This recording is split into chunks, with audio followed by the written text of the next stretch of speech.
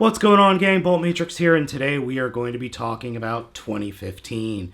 That's right, today is December 31st, 2015, the last day of the year. And it's been an interesting year. It's been a very good year for figures. We've had a few figures that aren't so good, but overall, it's been a positive year. So without further ado, here are my most disappointing figures of 2015 and my 5 favorite figures of 2015. Let's start at the bottom. First up in the list of the most disappointing has to be Transformers RID Deployers. And not just this guy, I'm talking Overload, Fracture, and Drift.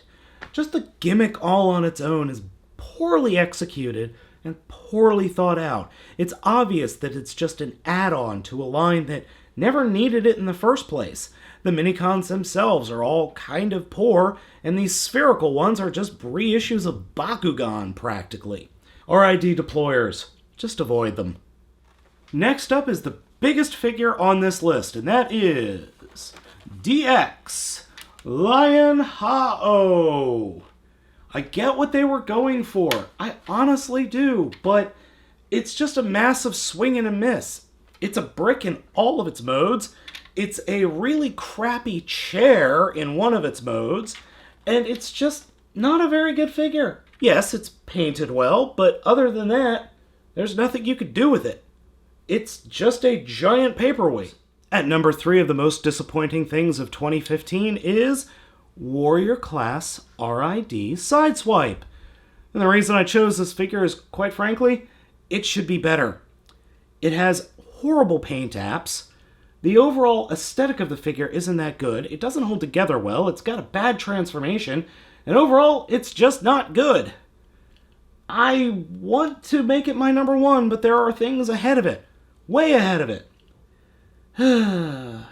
Number 2 on the list for 2015's most disappointing figures are Kamen Rider Ghost GC01, 2, and 3. In fact, the entire GC line is just super disappointing. The Fruits line, or I should say the Kamen Rider Gaim AC line, really cemented the idea of these size class of figures.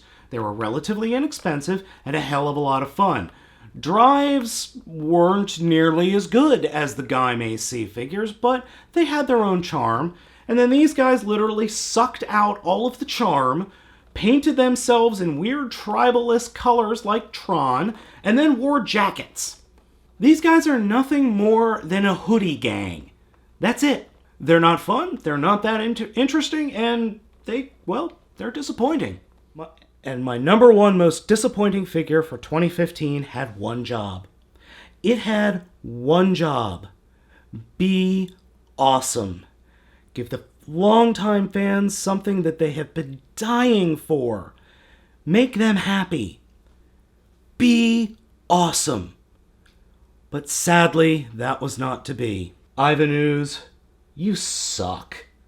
You suck in so many ways. You're just a giant, somewhat textured brick that has 2 little feet that are completely unnecessary. You have a face that only Rita Repulsa could love. You have articulation that, should be standard, but was actually listed on the box as being premium. The only redeeming quality is the paint on your tummy. I will give Bandai credit. At least Ivan has pupils, unlike the Rita Repulsa figure from the same line. Maybe I'm asking too much. Maybe I expected too much. But Ivan Ooze is my most disappointing figure of 2015. So, we can only go up from here. Coming in at number 5 are the Bi-Clones Megabeasts. Now, I realize I haven't actually released these videos yet. They're just sitting on the channel waiting to go live at some point in January. But I'm going to tell you right now, these things are freaking awesome! They're just so good! They're made by Young Toys, the same folks that made Tobot, and the quality of these figures are great, and they're just a heck of a lot of fun. I wish we got figures like these in the US. These figures, number 5 favorites. Yeah. Oh yeah, definitely.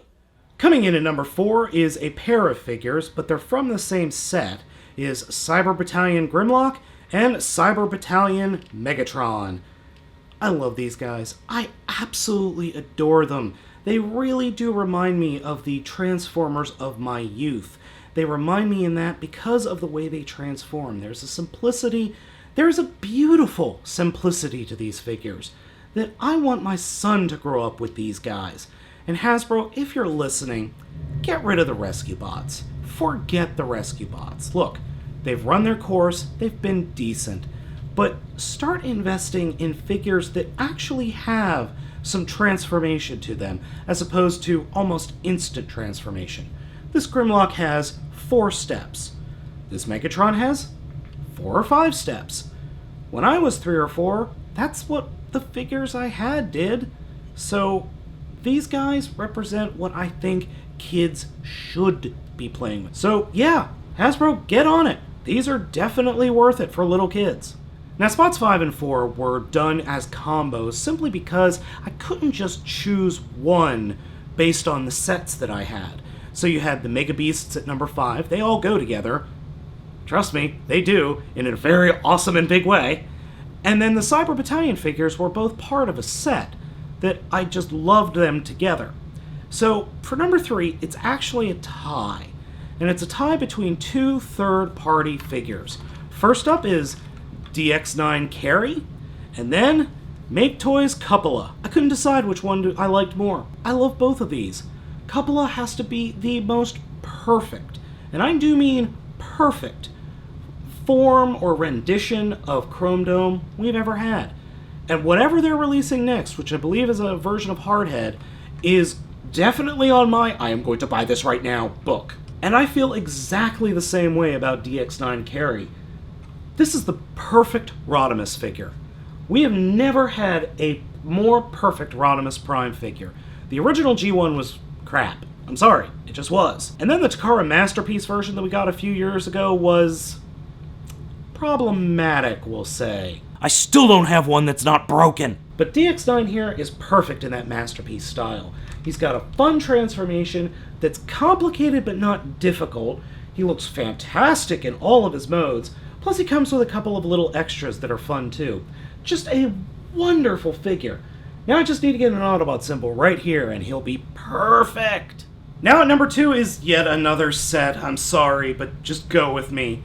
And that is Space Deleter! I never expected a Chinese-based tokusatsu to out Super Sentai. There are no gimmicks, there are no collectibles, there's nothing here to get in the way of it just being a freaking awesome set of figure. Of the 6 sets, you have the first 3 form a robot, the second 2 form a robot, and the 6th forms a final robot. And then the first 2 robots can combine, and then all 3 robots can combine. They've done it better here than Super Sentai has done it in the last few years. I mean, good lord. I need more of this, like, stat. I need it in my veins. And finally, my favorite figure of 2015 is something I don't think any of you are going to guess. It's Warrior Class Megatronus. I know, right? Why would I choose an RID figure? Yeah, the Warrior Class figures are the best that you're going to get out of RID, I understand that. And most of them are kind of crappy, but man, I love this figure. I can't think of anything to complain about this guy, and that's high praise, especially for me, who could complain about just about anything. I mean, he has a fantastic robot mode, it's got plenty of articulation, he comes with this cool giant scalpel weapon, he has a great transformation, he has alternate modes to the transformation, and then he's got a really cool tank mode. The coloring is good, the overall feel of the figure is good, everything holds together well. It's my favorite figure of 2015. Flat out. There's not much more praise I can harp on this guy. I mean, he's just that good, and he is my favorite of 2015, as I keep saying. Man, RID did a really good job with you, dude. So gang, that is 2015. It's been a good year. I've crossed the 100,000 subscriber mark. I am coming very close to the 100 million view mark. 2016 has a lot to look forward to, and hopefully you'll keep watching, you'll keep subscribing, and I will keep catching you next time.